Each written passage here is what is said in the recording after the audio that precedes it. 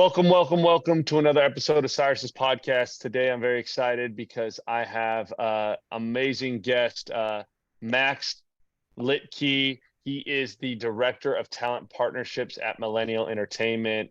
I'm really excited to have him on to dig into what he does and how he got to where he's at, because word on the street is way back in the day, he started as an intern and built his way up. So I'm super excited to see kind of where you're at and where you're going and where you're going to go. So thank you for being on today, Max.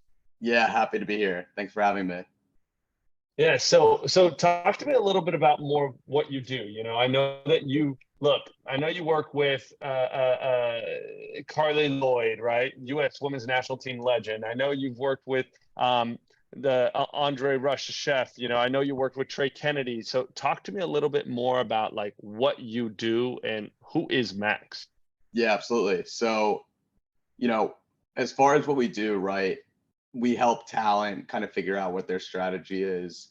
I think what we do really well in our bread and butter is the talent partnership side. So building alignment between talent and brands that really make sense for them. I think, every talent that we sign is going to have their quote unquote key categories, right? So, for example, somebody like Chef Rush, who we brought up before, he's a celebrity chef. He's got a show on Tubi, which is great. Obviously, a lot of synergies within the cooking space, food and beverage, etc. But another component to him is that, he's a military veteran. He served as a White House chef for 4 administrations.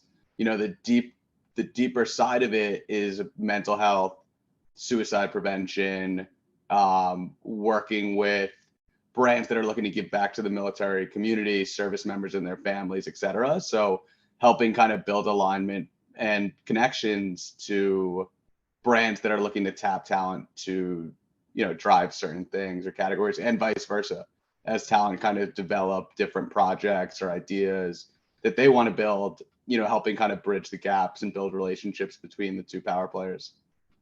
That's so. And I mean, like, how did you even get into this space? Like, it's like you hear people doing this stuff, but how did you even find your way to doing this and working with this type of clientele?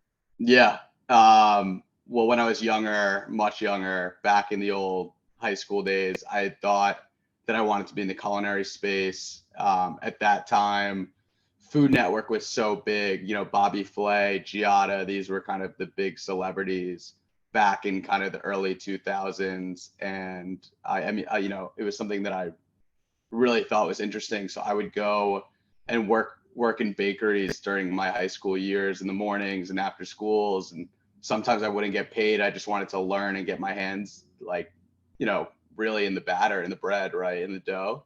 Yeah, Learned I from like that. them. That had led me, if you remember the show Cake Boss, to go work for Buddy Belastro's Carlos Bakery. He opened his first shop in Ridgewood, New Jersey, which was the first shop besides kind of the home base of Hoboken. I went, long story short, started working there right away. When he would take his lunches, I would take mine, just to kind of build a relationship, learn a bit more. One day we were in the shop and, I had done a favor and he said, "How can I repay you?" Whatever. And I said, "I'd love to shadow you." And he kind of took a risk and, brought me on. And I ended up, first summer, being with him a few times a week, going to appearances, doing whatever needed to be done, working in the bakery. Second summer, came back, did the same thing. And that second summer, I started seeing things a little bit more clearly, right? Buddy had built a book business. He had built a speakers business. There were brand partnerships being done for brands that were outside of the cooking space. And at that point, I was kind of thinking, okay, baker from New Jersey, working with Chase Bank or whatever, whatever the brand was. Yeah. What's going on here? How is this happening? And that's when I kind of learned about what an agency was, right? And how he has an agent in every different space helping him kind of build opportunities. And, from there, he made the introduction for me to WME. I had went to go intern there. Following then, I'd worked in the mailroom and eventually started working for at the time, the head of the sports group, and managing a lot of like the day-to-day for partnerships, whether it was, the Gatorades, Nikes of the world, and the talent on the other side. So really being hands-on as far as what it means, what it means to do a production day, social posting, setting up meetings, etc. And then, from there, after being there for 3 or 4 years, then going on to Millennial Entertainment, and now working with probably 70% of our roster is kind of these high-level digital creators, and 30% more of your athletes and traditional celebrities. So just helping them find opportunities and bridge relationships. I love that. And I don't want to skip over it because I want to come back to where we ended there, but I want to go back to, you had said you took your lunches at the same time so that you could build a relationship. I want to look, like, a lot of what we talk about here is to show like patterns of success and ways that we can be successful. And I think that's a super big key that can just be skipped over. Yeah. Why did you take your lunches at the same time? Man, I was trying to build a relationship, right? Like, I knew that when I went to go work at Carlos Bakery, Buddy was going to be there. It was his first shop outside of the one that's been around for, 10s, 20s, 30 plus years in Hoboken. So I took advantage of trying to build a relationship, and, I was curious. I just wanted to learn. So when he would take his lunches, I would make an effort to kind of, that's when I'm going to take mine. And, if I could say 1 or 2 words, or, be involved in 1 or 2 conversations where he was in the back room, then, that's what building a relationship is all about. And I think that even now in the current times, when it's not as easy for somebody to just, grab lunch with, whoever the head is, there's other ways to do it. I think a lot, this talent world is so small. And I think a lot of people just think that they can just message somebody on LinkedIn, set a call and all of that. But it's really beyond. It's learning about somebody, and genuinely being curious in what they do. That's, I think, where real relationships are built. 100%. And also I feel like what you said is genuinely being interested in what they do, and then genuinely trying to find a way that you can positively impact that person, right? Like, yeah.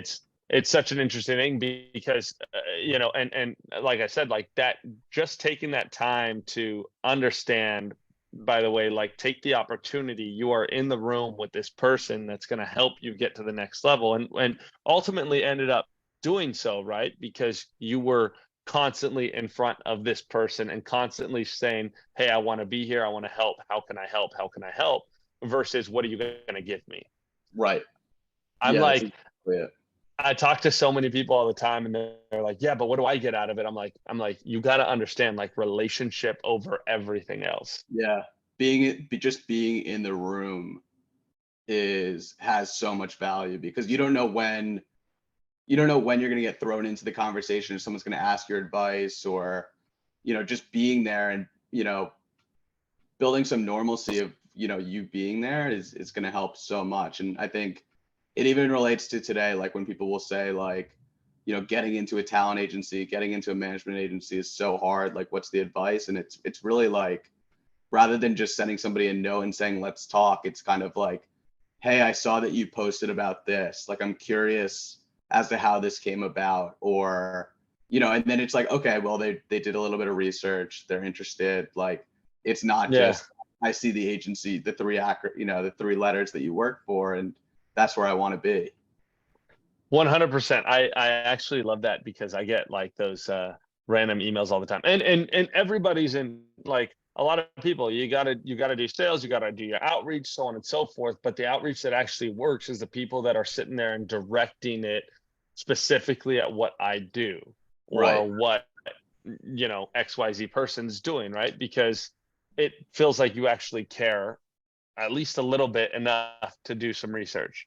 I get calls all the time. That are like, hi, Mr. XYZ wants to meet with you. I was like, does he know what I do and who I am? Yeah, of course. Okay, what do I do? Right. And they're like, yeah, exactly. Like, you don't know what I do, Yeah. And it's even beyond that too. I mean, it's so like, the same way that somebody would reach out and say, can we talk about what you do? I'd love an opportunity. It's the same way today that when I'm working with a talent and I'm reaching out to a brand maybe I've talked to for the first time, it's so important that you reach out and say, hey, I saw that your team just executed this partnership. It's so unique because of this.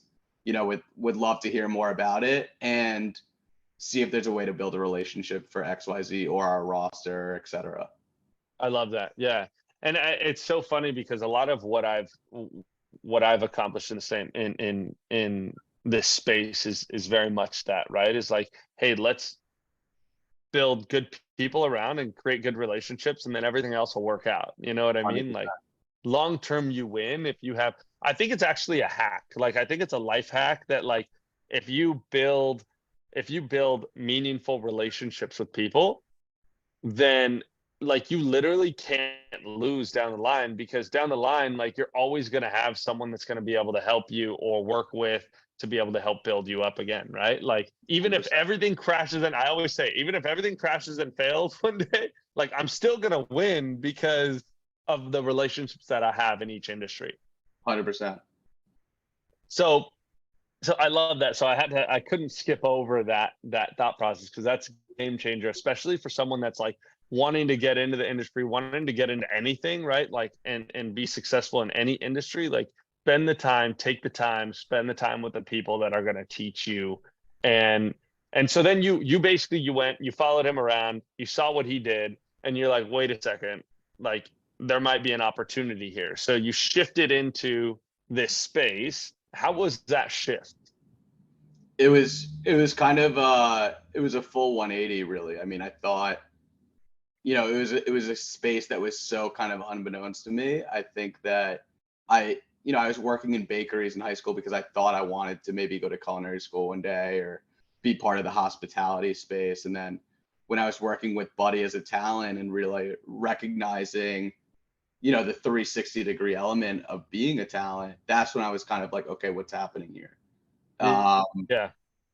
And then I think I always say when I went to WME, it was some of my best grad school, really just like, it's funny to almost relate it to college a bit, but freshman year, walking into that mailroom and working for a variety of different people for 6 to 12 months, every division's like a different, school, quote unquote, or a different class. You're kind of doing your undergrad first freshman year of like, what does the literary department do? What does the non-scripted department do? What is the branding space? And the branding space was just interesting to me because it kind of is a combination of everything, right? Like the TV side of there's production days involved. There's the branding side of, multi-year deals or a quick one-off, something along those lines. And brands have gotten more and more creative over the years of how they work with talent, how they integrate it, the creative that comes out of it. It's a back and forth. I mean, you gotta kind of clap your hands for both sides of like the brands who are being really creative, and then also the talent that are transitioning to maybe a more digital age, right? Like, Yeah. With social media, you see a lot of talent nowadays that are creating YouTube channels and doing their own thing, and then a brand will buy into it. Or, some talent are just really good, especially now, like, actors that are doing what they're doing on the screen, but they're also creating TikTok content, Instagram content, chewable type content, where a brand could say, okay, we'll give them money because we know they can kind of create something fun and unique on their own. So, there's definitely been a transition for both sides. Yeah. That's interesting. And I love that analogy to school, because it's something that I talk about all the time. It's like, one thing is, I never went to college personally, right? But what ended up happening is I played soccer for a living, ended up getting a car accident and moving into getting into real estate space and building my business that way. And I always talk about it, like, those first couple of years, those were my college education in real estate. Like, I'm calling for 4 hours a day. I'm door knocking. I'm doing all of this prospecting and stuff to learn what the actual business is, so that I can build from there. And I think it also comes from you've mentioned it a couple times as you've been speaking, but a curiosity, right? Like a genuine curiosity of how to be successful in XYZ space versus just, you know, I'm just going to go and do my job. So where did that come from? Have you always been that way when you were younger? Have you always been like that curious type of person, or were you taught to be curious? Like, how did that come about? Yeah, I mean, I think I was always entrepreneurial at heart, and I think that's a lot of this business as well. But yeah, I mean, it goes way back, and this is for a whole other time conversation. But in middle school, my friend and I would create these marshmallow shooters in a backyard with PVC piping and spray paint, and every weekend we would go to a street fair and we would have a table and we would sell out. And it was kind of like the cute kids at a table selling something they made. But the truth is, we were selling more than like, the parent or adult next to Yeah. us, jewelry, homemade soap, etc. And I think, in a funny way from there, we learned a lot of like how to talk to people, how to sell, what people were buying, um, how we need to adjust our product or market it differently. And it's funny to say, that this middle school moment taught me a lot, but the truth of the matter is like we week after week we're going to different street fairs, leaving school early on a Thursday, Friday to kind of do this. And it's funny, but we would recognize things at a young age, like, okay, there's a guy on stilts walking through the street fair, let's give him a marshmallow shooter to play with. Uh-huh. People are going to ask where you got that. Yeah. Yeah. Or talking to a parent at the table saying, you know, oh, I'm not a fan of like the toy or whatever, or I have two kids, what do I do? And just having real conversations with adults at such a young age, really helped me kind of become more confident in myself, I think, and be entrepreneurial throughout the rest of my Yeah. career. That's so interesting. I love to see like the little background of how you get to why you actually think the way you think, right? Because Yeah. that's truly helpful. Now, let's fast forward. You're working with, I mean, right now, Women's World Cup, right? Yep. Women's World Cup is going on. You're working with one of the legends in the sport, right? Carly Lloyd. Talk to me how you built that relationship and what you do with her in what capacity. Yeah, we started working together when I was at WME. I was again kind of grew my role as part of the Carly team, and then eventually a Millennial now management company. We've continued our relationship, which has been great, and she's such a champion on the field, but even so deservedly like off of the field as well. I think for all the work that we can do on the management agent side of building relationships, she's also built so much of the trust and relationship on her own, as far as like her reputation off of the field, as far as showing up to shoots on time, being a true advocate for the brand partners that she works with. I mean, it's funny to say, and like you don't know the true impact of it, but on her complete own self, she'll reach out the first time. Once a deal gets done, she'll say, can you have the brand send me their logo and blurb? I want to put it on my website under my partners. So Yeah. just being kind of one step above and beyond and saying, I want to be here, I want to be a partner. I'm genuinely interested in the relationship and how it could impact my audience is such a, it's kind of hats off to her on that. So it's a mix of both. I mean, we talk all the time about categories that she's interested in, brands that she's interested in, how we can kind of bridge those gaps. We think about long-term strategy, right? Like she's at a point in her career now where she's 40, so it's kind of a different age demo. And what are things that she's buying now, or what stage of life is she in? Yeah. And trying to see where we can build relationships there as well. I mean, World Cup is obviously an interesting time where there's a lot of commercial opportunity. This year alone, we did a Geico commercial, a Frito-Lay commercial. She's working with Zero, who's a FIFA partner, FIFA Women's World Cup partner. She has a relationship with LaCroix. It's kind of to her credit, she's done such a great job of really building true relationships with the people at these brands. And, it's been an incredible opportunity for me to help, help kind of develop and shape and massage those relationships to get to a great point. Yeah. And I think that's such an important factor is like you had said she shows up to shoots on time. Yeah. She's there like why explain why that would even matter in this space. Yeah. I mean, the talent space itself, Carly's a champion, right? So she's Yeah. always going to have that, elite title, women's soccer, Olympics, soccer in general. She's always going to have, her pillar to stand on. But beyond that, brands have a lot of choices now. The talent space is becoming, there's so many talent, whether it's athletes in their own credit on the court or building a platform off of the court that have, gotten them some personal personas, personality, et Yeah. cetera, brands want to tap into. As well as influencers now too, right? It's like, you can be a sports influencer, right? Maybe a brand's interested in that, or you could just be an influencer in general that creates really good content, has an audience that's engaged, et cetera. So, brands now, when they say, who are we going to work with? One, they want to be bought into the relationship and really be a champion for the people that they're working with. But at the same time, too, from a talent perspective, brands want to be equally professional as the people that they're working with. So when we talk about like showing up to shoots or being, Carly likes to be involved in the creative, which I think is amazing, right? Like we don't just get a production day shoot and say good to go. We'll walk on and do and say as you please. Like brands want the talent to be involved in that creative process. Do you like this? Is this something that you would actually say? Yeah.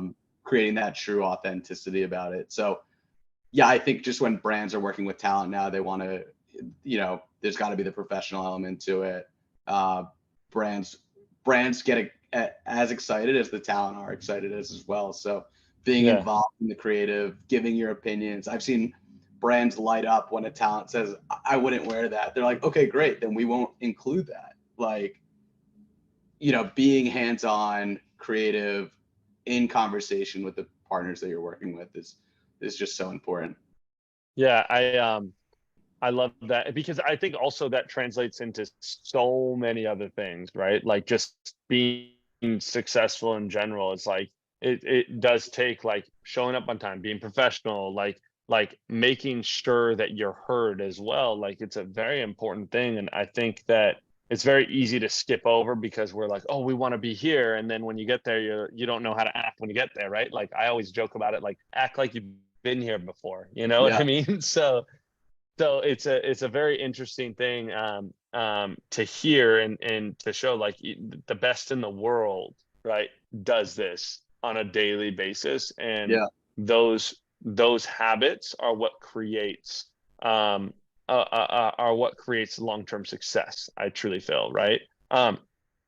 Max, I appreciate you so much for being on. I really do. If I wanted to have people connect with you, where do they go to connect with you?